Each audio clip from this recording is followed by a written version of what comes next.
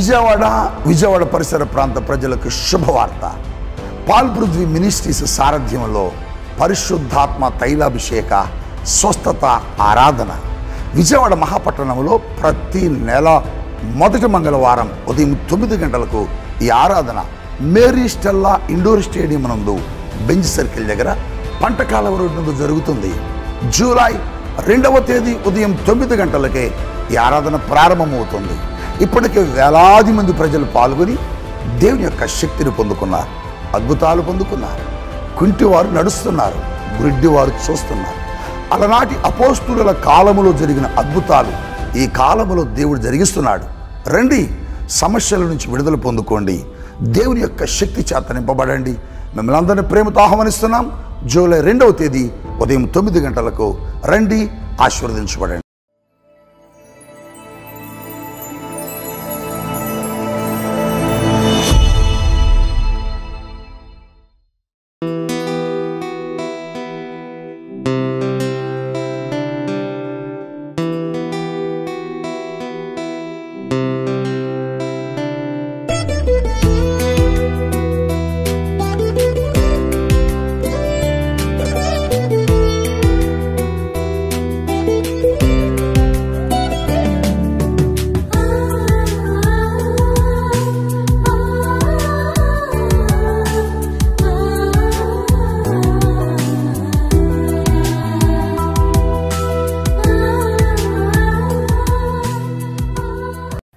యేసుతో ప్రతిదినం అనే ఆధ్యాత్మిక కార్యక్రమానికి మిమ్మల్ని అందరినీ కూడా ఆహ్వానిస్తూ మీ అందరికీ నా హృదయపూర్వక వందనాలు తెలియజేస్తున్నాను. ప్రియ దేవుని పిల్లలారా, ఎలా ఉన్నారు? బాగున్నారు కదా? ప్రతి ఉదయం లేవగానే ప్రార్థించి దేవుని యొక్క వాక్యాన్ని చదువుతున్నారు కదా? మరి ప్రతి ఉదయం దేవుడిచ్చే శ్రేష్టమైన వాగ్దానాలు మీరు వింటున్నారు కదా? వినటం మాత్రమే కాదు కానీ మరి వాగ్దానాలు ఎత్తిపట్టి ప్రార్థించండి. వాగ్దానాలు ఎప్పుడైతే ఎత్తిపట్టి ప్రార్థన చేస్తారో దేవుడు గొప్ప కార్యాలు మీ జీవితంలో జరిగిస్తారు. రేపు పిల్లలారా, మరి ఈ ఉదయకాలం కూడా దేవుడు తన యొక్క శ్రేష్టమైన వాగ్దానం ద్వారా మనల్ని ఎంతగానో బలపరచాలని ప్రభు ఆశిస్తున్నారు. చక్కటి శ్రేష్టమైన వాగ్దానాన్ని మనకి ఇచ్చి ఉన్నారు. ఆ వాగ్దానం ఏమిటో చూద్దామా? యెషయా గ్రంథము 43వ అధ్యాయము 1వ వచనాన్ని చదువుకుందాం. నేను నిన్ను విమోచించి ఉన్నాను, భయపడకుము, పేరు పెట్టి నిన్ను పిలిచి ఉన్నాను, నీవు నా సొత్తు. Praise the Lord. ఎంత చక్కటి శ్రేష్టమైన వాగ్దానాన్ని ప్రభు ఈ ఉదయకాలం ఇస్తున్నారు నాన్న. ప్రభు అంటున్నారు, నేను నిన్ను విమోచించి ఉన్నాను, భయపడొద్దు, నేను పేరు పెట్టి పిలిచి ఉన్నాను, నీవు నా సొత్తు అని ప్రభు అంటున్నారు. ప్రియ దేవుని పిల్లలారా, కష్టాల్లో ఉన్నారా? భయంకరమైన శ్రమల్లో ఉన్నారా? మరి భయంకరమైన అనారోగ్య సమస్యల్లో బాధపడుతున్నారా? కుటుంబ సమస్యలు మిమ్మల్ని వేధిస్తున్నాయా? మరి నిందలు అవమానాల చేత అల్లాడిపోతున్నారా? ప్రియ బిడ్డలారా, మరి భయంకరమైన పరిస్థితులు మిమ్మల్ని ఆవరించి ఉన్నప్పుడు ఏం చేయాలో అర్థం కాని స్థితిలో ఉన్నారా? ఎప్పుడు చూసినా ఇవే పరిస్థితులండి, ఇదే శ్రమ అండి, ఇదే బాధలండి, నా జీవితం ఏమైపోద్దో, నా పరిస్థితులు ఏమైపోతాయో అని ఒకవేళ భయపడుతున్నారా?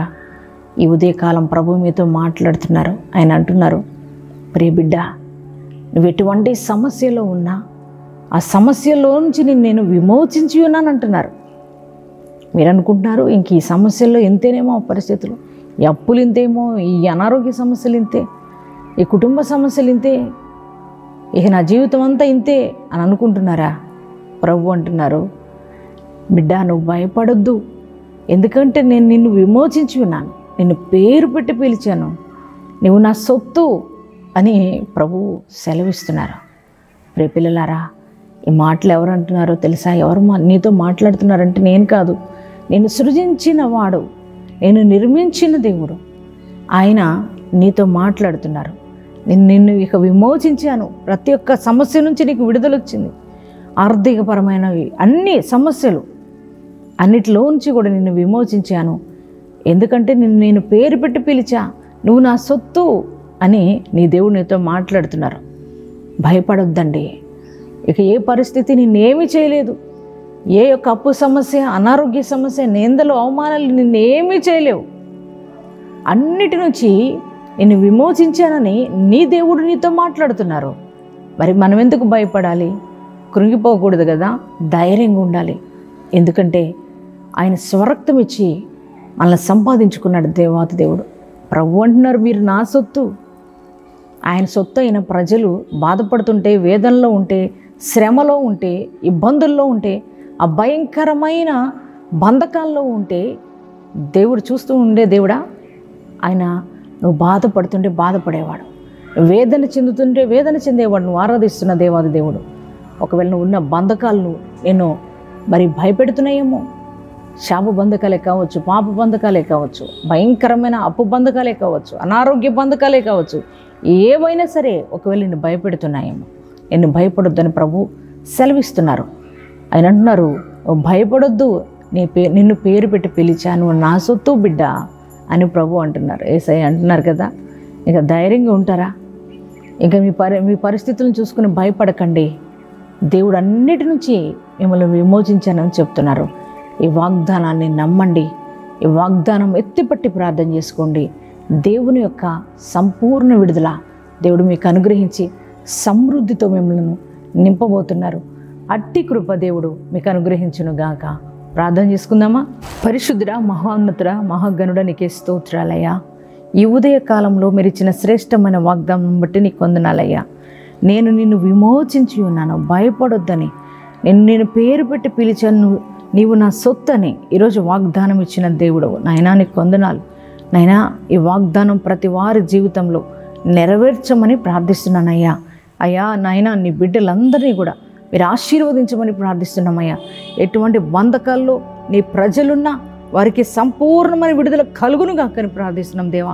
దేవా నాయనా, పాప బంధకాలు, శాప బంధకాలు, అప్పు బంధకాలు, అనారోగ్య బంధకాలు అయ్యా, ఇదిగో తండ్రి, అన్నిటి నుంచి, అన్ని సమస్యల నుంచి, అన్ని భయంకరమైన శ్రమల నుంచి నీ బిడ్డలకు విడుదల కలుగును గాకని ప్రార్థిస్తున్నాం దేవా. నీకే స్తోత్రాలు. నీ బిడ్డలను బలపరచండి అయ్యా, నీ బిడ్డలను ధైర్యపరచండి తండ్రి. నీకే స్తోత్రాలు చెల్లిస్తున్నాం అయ్యా.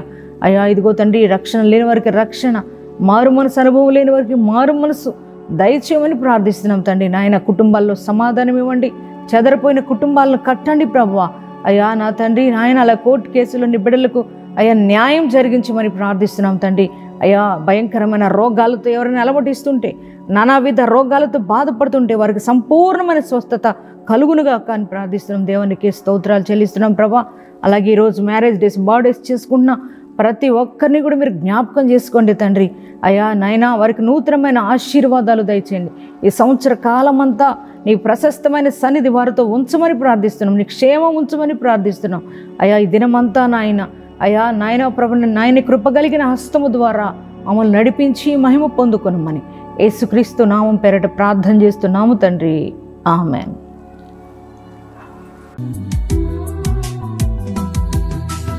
అనుదినము నా ప్రాణము నిన్ను కోరే యేసయ్యా, నన్ను చేరయ్యా.